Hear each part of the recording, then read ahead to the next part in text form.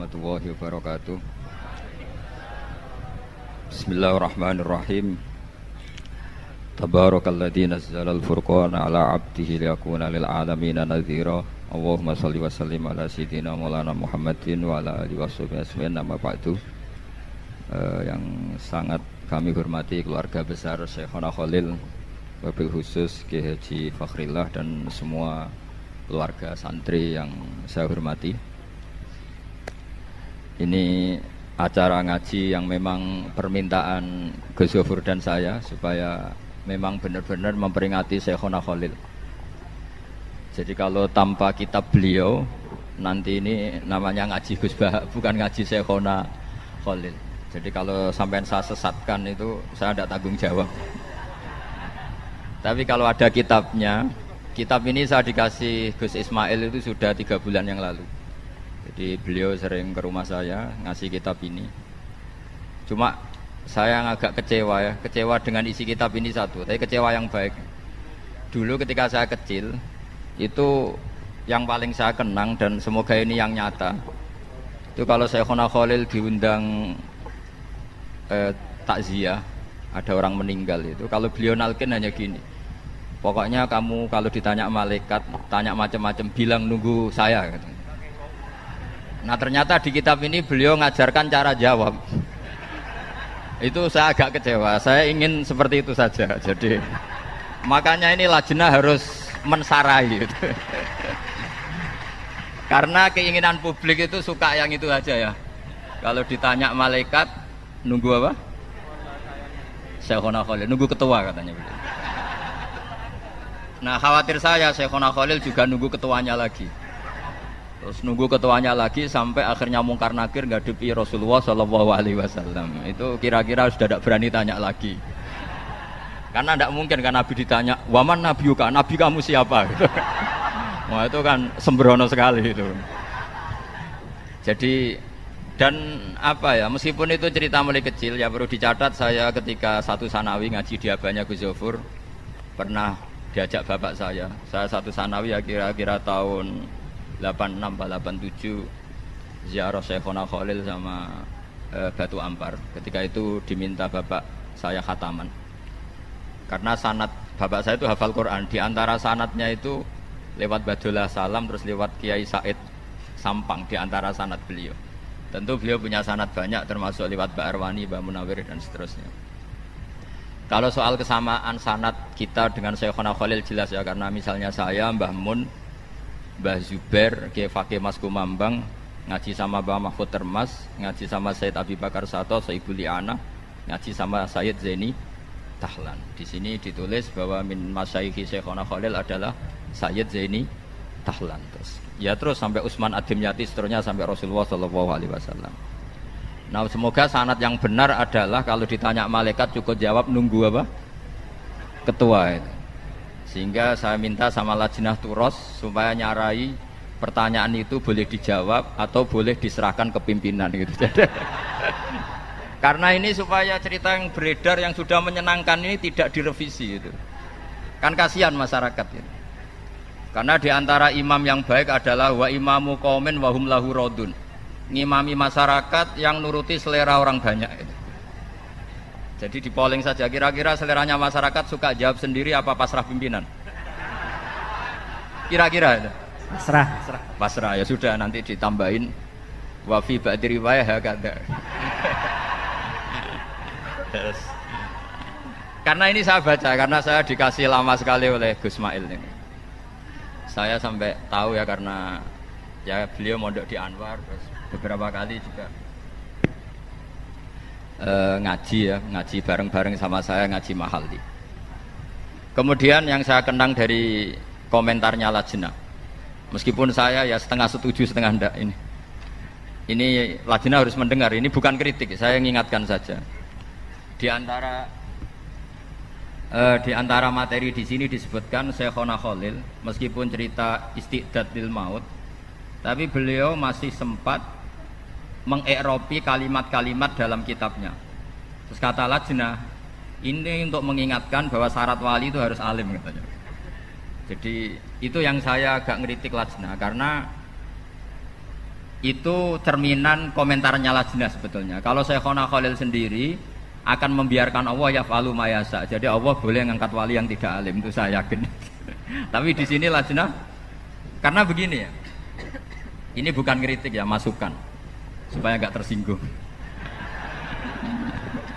Karena begini ya, kalau dalam ilmu wali itu beda dengan ulama ya. Kalau pikirannya Imam Syafi'i, ulama itu mesti wali, tapi kalau wali tidak mesti ulama. Jadi artinya wali itu bolehlah dari orang yang nggak terlalu alim gitu. Tapi di takriran ini di Muqaddimah seakan-akan wali itu harus alim.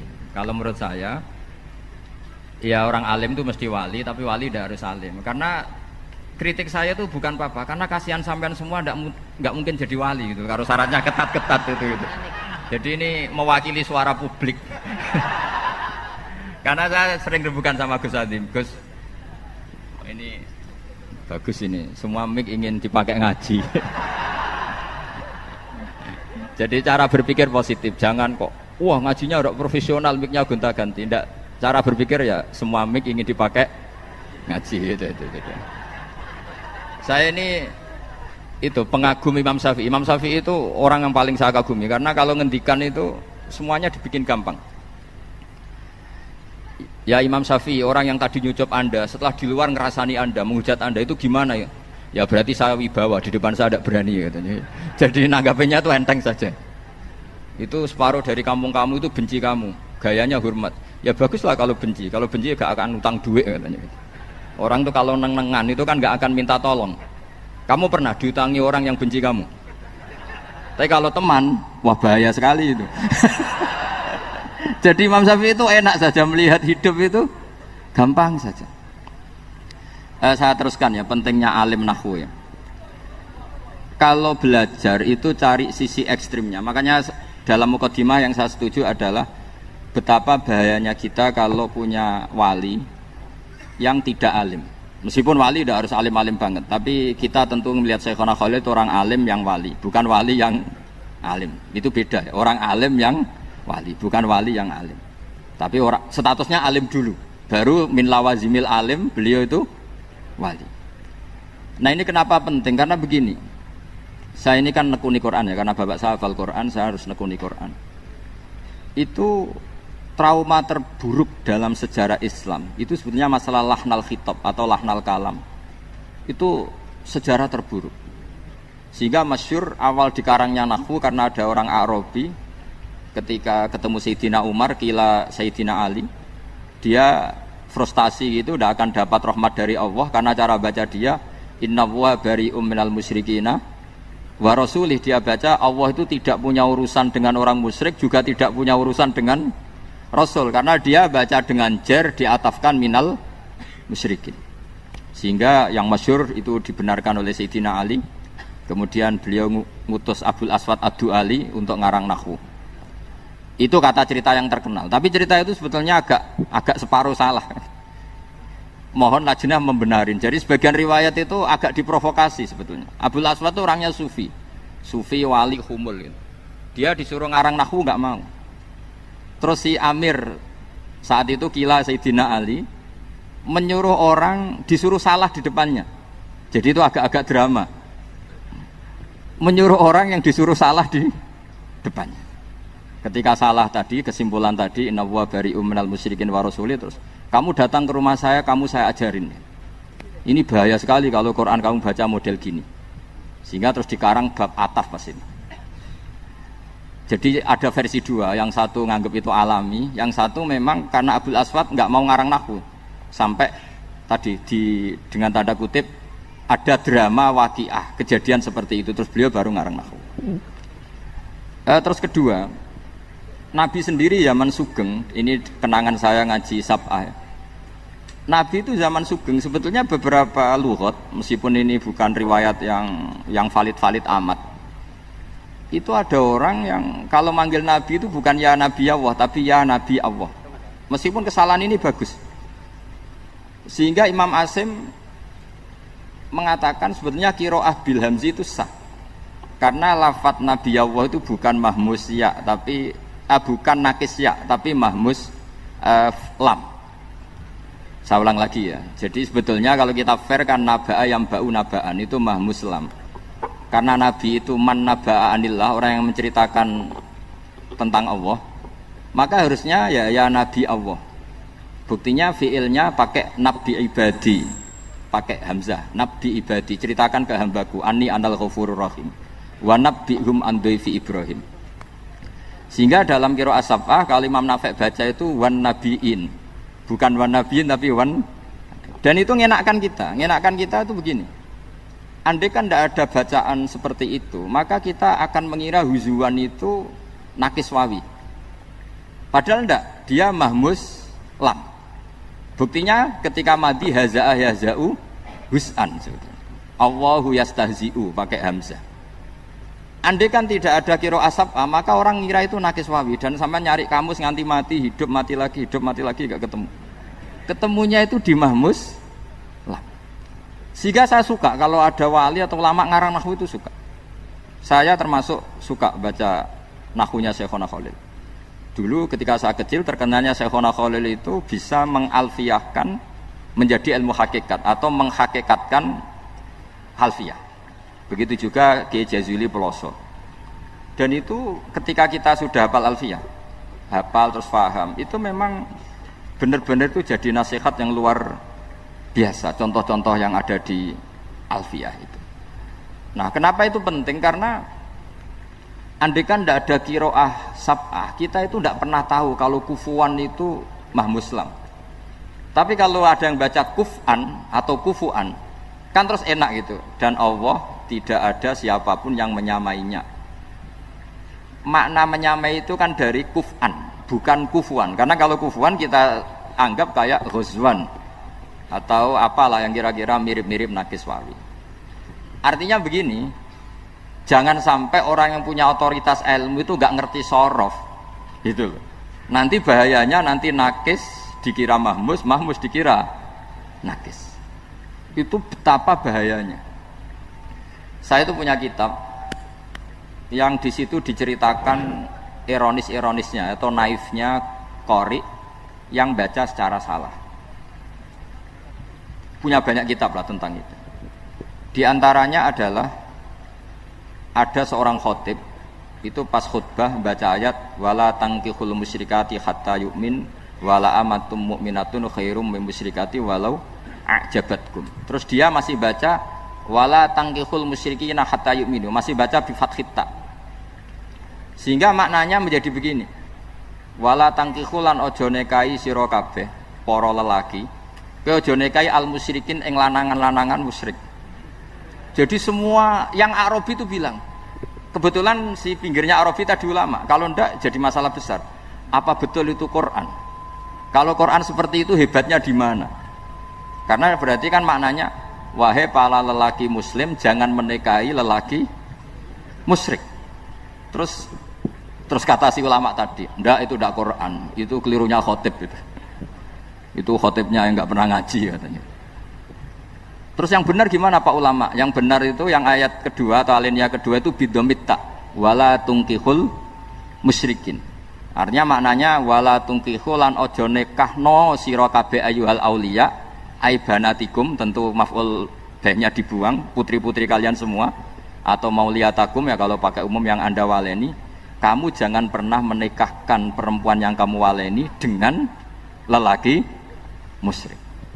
Dan kita betapa fatalnya ketika tak yang kedua kamu baca fathah, itu kualitas balaghahnya hilang, kualitas maknanya hilang, macam-macamnya hilang. Hanya kesalahan dalam membaca tak bil fathi, bukan bid dom.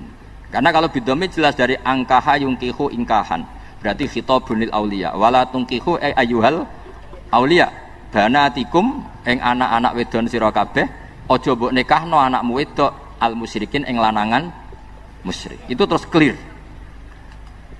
Artinya gini, kita misalnya punya guru terkenal wali sudah dicucupi orang banyak terus nahwunya salah. Itu Jibril mesti bingung. Ini Quran saya kok jadi gini, itu gimana itu? Kan kecewa kan, nurunkan dengan afshahil lughat, dengan kelas terbaik, kemudian dibaca dengan secara salah. Fatalnya lagi kalau salah digo wirid mandi, lebih parah lagi. Karena nanti yang baca benar gak berani karena takut gak mandi. Makanya saya seneng kalau ada ulama kayak Syekhona Khalil terkenal wali tapi juga terkenal an-nahwi. Saya dulu ngaji Mbah Mun itu Jamul Jamek loh, kitab yang bulatnya Masya Allah. Seneng saya sama ngaji ulama yang kitab-kitab nahwu yang bulat-bulat. Mbah Mun itu sampai sepuh ya baca Ibnu Aqil sampai sepuh. Itu memang seakan-akan jadi peringatan bahwa syaratnya ulama yang jadi wali, bukan wali yang menjadi ulama, itu memang harus mutabakhir bil lughatil arabiyyah atau bil lisanil arabi. Kalau istilahnya Quran itu bil lisanil arabi. Wa innahu latanzilu rabbil alamin nazala bihi ruhul amin ala qalbika litakuna minal mundzirin bil lisanin arabiyyin mubin. Jadi kalau ini di kitab Isti'dadul Maut maupun Taqriratu Syekhina Khalil itu tetap harus dianalisis sebagai tadi. Jadi ngaji nahwu itu adalah dimulai karena cari ekstrimnya, termasuk mahdzuf. Mahdzuf itu harus dipelajari. Di sini saya juga baca banyak tentang mahdzuf. Meskipun beliau tidak menyontohkan yang ekstrim, tapi kalau saya suka menyontohkan yang ekstrim. Misalnya begini, sampean yakin Fatihah itu kalamuwah apa enggak? Kalamuwah kan? Coba kalau tanpa mahdzuf, Allah ngendikan pada Nabi Muhammad, iyyaka na'budu. Muhammad, kepadamu kami menyembah, coba. Berarti Allah menyembah Nabi Muhammad. Betapa bahayanya kalau kita agak ngerti nahwu, bahwa dalam sekian lafaz kadang ada mahdzuf, ada muqaddar. Maka semua tafsir mesti mengingatkan wa yuqaddaru qabla qaulihi ta'ala iyyaka na'budu qulu. Karena itu satu-satunya cara. Jadi iyyaka na'budu tetap kalamullah, tapi prosesnya begini. Muhammad, mulai sekarang kamu bilang iyyaka na'budu. Terus Nabi menirukan iyyaka na'budu. Jadi hadal kalam tarbiyatun minallah, tapi untuk dilafatkan Kanjeng Nabi, bukan Allah melafatkan itu kepada Kanjeng Nabi. Itu kalau nggak ngerti nahwu maka ya kana butuh. Oh ya kana butuh kalamullah, berarti qaulullah lin nabi. Terus kamu bayangkan Allah ngendikan kepada Nabi, iya butuh. Fatal gak itu? Fatal. Makanya dibutuhkan kecakapan ahli nahwu yang mengharuskan. Ya saya ulang lagi, yang mengharuskan itu diberi takdiran, yaitu qulu iya kana butuh. Itu ibarat saya punya anak terus saya bilang, "Jong katakan jenengan bapak kulo, Anda bapak saya." Kan tentu anak saya tak bilangin kamu bapak saya, jenengan bapak saya. Berarti anak saya terus menirukan jenengan bapak saya. Tanpa ditakdirkan itu berarti tahakkum, menghukumi anak itu bapak saya, kan kacau. Itu ahli nahwu yang tahu. Termasuk contoh terakhir betapa pentingnya nahwu atau balaghah atau apa saja. Di balaghah misalnya diajarkan mawadi'ul fasli wal wasli. Di antara mawadi'ul fasli adalah dua kalimat yang qailnya berbeda harus difasl. Kemudian fasl ini oleh ulama tajwid disebut waqaf, ada yang nyebut takte, ada yang menyebut saktah, itu urusan ulama tajwid. Tapi kita ngikuti itu yang disebut saktah. Kenapa itu penting? Malah penting sekali karena tanpa itu tidak bisa. Misalnya alhamdulillahilladzi anzala ala abdil kitaba wa lam yaj'al lahu iwaja. Coba kalau tanpa saktah, walam yaj'alan ora gawe sapa Allah lahu ing Quran, ora digawe iwajan, ora digawe bengkok, qayyiman ora digawe jejeg. Jadi Quran ya agak jejeg, agak bengkok. Itu kan fatal sekali. Karena takut makna seperti itu, maka tidak boleh tasallutul amil, yaitu walam yaj'al ke lafaz iwaja. Tapi ini satu mafhum. Jadi maknanya walam yaj'al lahu iwaja, Allah tidak bikin Quran itu bengkok. Terus saktah, maknanya agak bengkok itu apa? Qayyimah. Nah, dengan fasal ini maka lafaz ini dimaknani secara kesimpulan, bukan ada tasallutul amil walam yaj'al mengamalkan ke qayyiman. Kalau itu berarti bahaya, berarti walam yaj'al lahu qayyiman. Oh, itu bisa kafir. Jadi artinya gini, andai kan kita punya guru terkenal wali keramat terus baca walam yaj'al lahu qayyiman, terus kita curiga ini wali model apa kok nyifati Quran seperti itu kan gitu. Harus dibredel itu ada kewaliannya. Artinya apa? Dengan Syekhona Khalil bisa ngarang kitab nahwu seperti ini, Manzumah Nuzhati Thullab ini mentakriri. Itu menurut saya itu garansi yang kesekian, garansi yang otoritatif bahwa beliau wali betul. Karena memang syaratnya wali itu harus menyelamatkan naskah. Karena agama ini dibawa oleh Quran dan hadis, semuanya berbentuk naskah. Kita bisa membayangkan kalau ulamanya atau walinya saja membaca naskah itu secara apa? Salah. Maka dalam guyonan-guyonan ulama dulu sampai ada masyhur itu guyonan itu. Cuma ini nggak ada riwayatnya, hanya guyonan. Ada orang mati gara-gara titik. Itu tadi gurunya itu memijazahkan habbatun sauda dawaun min kulli apa? Artinya jintan hitam itu obat dari segala penyakit. Muridnya itu naskahnya tuh hayatun sauda, ular hitam. Karena kalau habbah itu bebijian, kalau hayah itu lah ular hitam itu kan artinya kobra. Dicari dipatok terus takobal wa minkum takobal ya karim. Itu gara-gara salah naskah tapi yu'addi ilal maut, itu gara-gara apa. Sehingga saya mohon sama ini lajnah, kalau meneliti satu ilmu itu cari sisi ekstrimnya. Nanti kelihatan betapa pentingnya nahwu, pentingnya sorof, pentingnya nahwu yang detail. Ya nahwu yang detail kayak tadi yang sampai mahdzuf tadi. Makanya semua tafsir sama lihat itu mesti sebelum iyyaka na'budu wa yuqaddaru qabla qauli ta'ala iyyaka na'budu qulu. Karena tanpa itu kamu bayangkan hadza kalamullah li nabi. Terus redaksinya iyyaka kan enggak kebayang seperti itu. Yang kebayang adalah Muhammad katakan ke saya kalimat atau kata iya karena butuh ya. Jadi saya mempelajari naskah-naskah Syekhona Khalil, tapi khusus yang soalul malaken mungkar nakir itu naskah itu tolong lajnah menambahi takriran tadi supaya menguntungkan kita. Gunanya apa? Kita kalau seneng wali tapi tidak dapat untungnya kan gitu. Karena kita semua ini ibadah tujar ya. Mau loyal ya kalau ada untungnya, kalau enggak ya enggak. Ya saya kira demikian. Assalamualaikum warahmatullahi wabarakatuh.